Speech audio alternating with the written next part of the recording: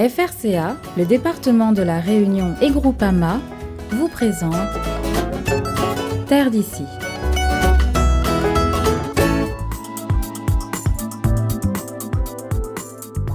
Ce matin-là, les techniciens de l'armée Flore s'affairent à récolter des pommes de terre.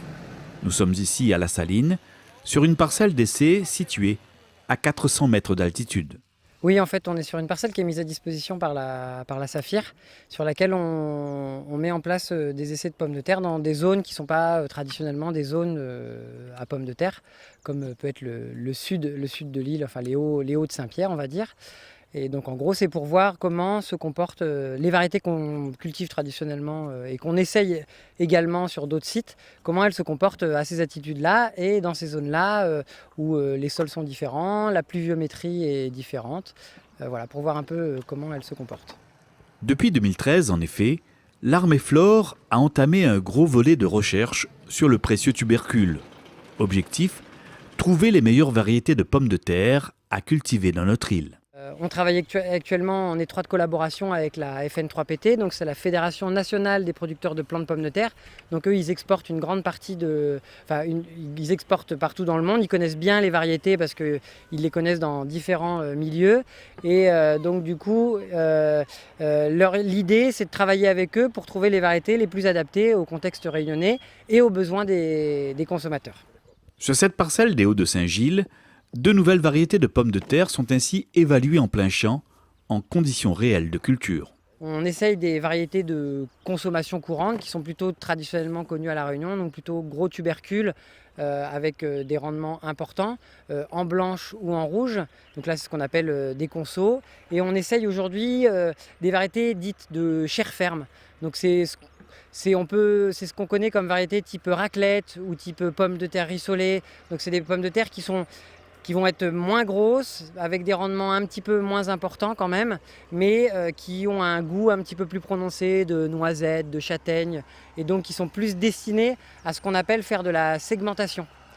Pour le marché, plutôt marché typé GMS, voire bazardier, parce qu'aujourd'hui on a des bazardiers qui sont très professionnels et qui souhaitent faire des gammes, et donc de pouvoir proposer à leurs clients toujours de la blanche, toujours de la rose, mais pouvoir leur proposer des variétés un peu plus typées pour leur dire ça c'est bon pour la raclette, ça c'est bon pour la purée, ça c'est meilleur pour la frite par exemple.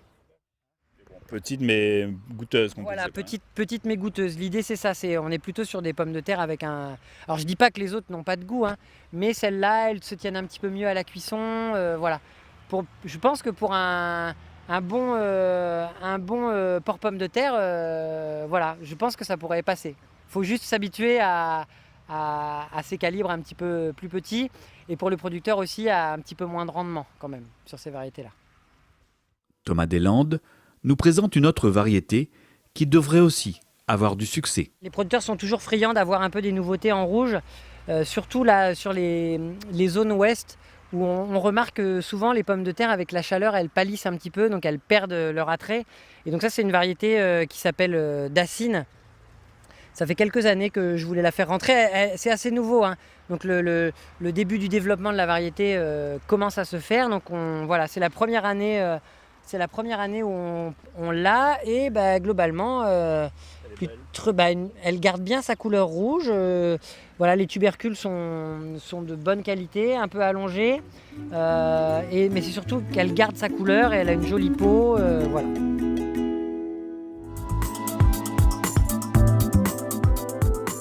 Lancés par l'armée Flore en 2013, les essais de culture de pommes de terre dans diverses zones de l'île visent à augmenter la production, mais aussi à diversifier l'offre de ce légume sur les différents marchés. On sait que globalement, le marché, il est porteur. Malheureusement, on a souvent des pics de production qui sont liés aux pics de plantation. Mais on se retrouve aussi à avoir des producteurs qui ont moins en moins de parcelles, ou alors, à force de faire beaucoup de pommes de terre, ils ont des problématiques qui arrivent et ils arrivent à moins faire de la pomme de terre. Donc on cherche de nouveaux endroits, et il y a des producteurs de nouvelles zones qui cherchent aussi à se diversifier. Et donc l'idée, c'est de répondre aussi à leurs besoins et de trouver des variétés adaptées à des conditions un peu plus extrêmes, et que chacun y trouve son compte en termes d'offres variétales. Pour ce faire, ces essais sont répétés à plusieurs reprises, à différents endroits de la parcelle. En gros, pour qu'on commence à dire qu'une variété elle a un vrai potentiel, on va la suivre à peu près 3 ans. Donc elle va faire 1 an. Si elle passe les 1 an, on continue à faire sur ce même type d'essai 2 ans. Et la 3e année, on donne un lot de 100 kg au producteur. Donc il met ça dans une plus grande parcelle et on voit un peu le potentiel général de la variété. À terme, les producteurs pourront ainsi choisir les variétés les mieux adaptées à leur zone de culture. L'idée c'est ça, c'est de dire que sur la Saline, on sera plutôt sur ce bouquet de variétés. On ne pourra pas dire une variété, mais on dira qu'il y en a un bouquet de variétés pour dire aux producteurs, voilà, nous ça fait 3 ans, on a un peu de retour. Et puis après, les distributeurs locaux feront venir les variétés pour les déposer chez les producteurs. Ça leur permet eux aussi d'avoir une offre par rapport à... Ils connaissent un peu mieux les variétés parce qu'ils viennent les voir aussi. Les distributeurs de plants locaux viennent voir les variétés et ça permet de dire aux producteurs, voilà, on va mettre un essai chez toi de telle variété. Ça leur permet de voir avec la métropole comment faire venir ces nouveautés. Après leur récolte, les pommes de terre sont triées, pesées et calibrées afin de connaître précisément le rendement à l'hectare des différentes variétés. Toutes les pommes de terre sont visitées, on sort les déchets et ensuite donc, les pommes de terre qui sont hors déchets passent directement derrière dans la calibreuse où on va donc peser chaque calibre par variété et ça nous permet de savoir le rendement parce qu'on sait exactement combien de pommes de terre on a plantées. Donc on sait combien de pommes de terre on a plantées, donc on est capable de dire pour ce nombre de pommes de terre plantées, globalement, quel est le rendement et comment se répartit le rendement par calibre. On va pouvoir, à partir de là et à partir d'analyses statistiques, vu qu'on a fait plusieurs répétitions de la même variété sur la parcelle, on aura une moyenne de son rendement sur la parcelle et ce rendement-là, on va le comparer avec les autres variétés pour savoir un petit peu celles qui se comportent le mieux par rapport aux conditions dans lesquelles on les a mis, c'est-à-dire la zone d'altitude, la parcelle, comment ça s'est comporté et tout ça. Voilà. Grâce à ces essais, certaines variétés comme la fameuse Elbeida sont désormais disponibles pour les producteurs. C'était une des premières qu'on a testées en 2013-2014 et très vite elle a intéressé les producteurs. C'est une variété blanche. Donc très belle couleur, avec un rendement important, du calibre important et elle se comporte bien dans les bas.